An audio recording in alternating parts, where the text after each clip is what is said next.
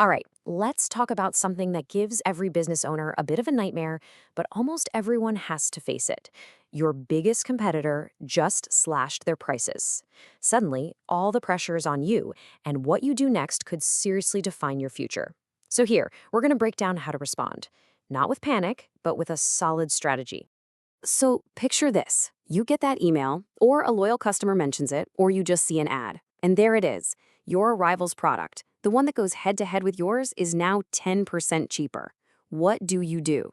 Your gut reaction is probably to do something and do it fast. But a hasty move can often be the worst move you could possibly make. Because, see, this isn't just a simple business decision. This is a classic situation straight out of a game theory textbook. It's a total chess match. Every single move you make is going to trigger a response from your competitor, and the final outcome depends entirely on how your strategies interact. That first move you make, it sets the tone for the entire game. So let's start with the most common, almost instinctual reaction, the immediate counterattack. I mean, it seems logical, right? They drop their price, you drop yours. Fight fire with fire. Matching that 10% price drop feels like the only way to protect your turf, to stop your customers from jumping ship.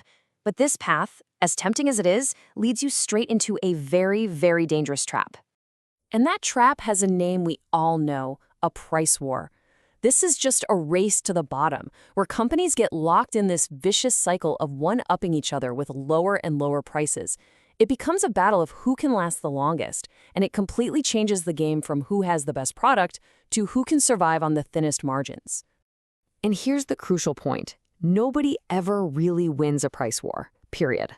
All that happens is that profits for everyone in the market just shrink, you burn through precious cash just trying to stay competitive, and in the end, both you and your competitor are left weaker than when you started.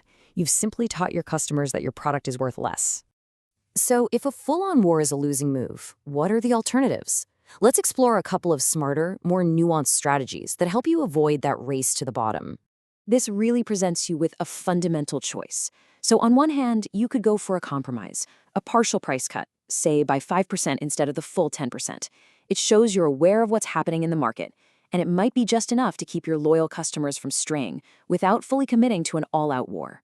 On the other hand, you can just change the conversation completely. Instead of cutting your price, you add value. Think about it like a coffee shop. Instead of matching a competitor's discount, they start offering free, super fast Wi-Fi and a brand new loyalty program.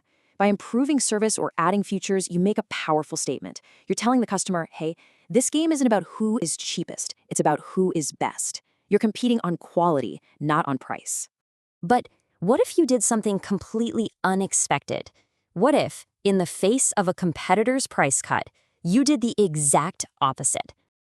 That's right, you raise your price. I know, it sounds completely counterintuitive, almost crazy. But this move, while it's definitely the riskiest, can have the highest reward. This is a power play. It's a move to reposition your product not just as different, but as flat-out superior. Raising your price is a signal of pure confidence.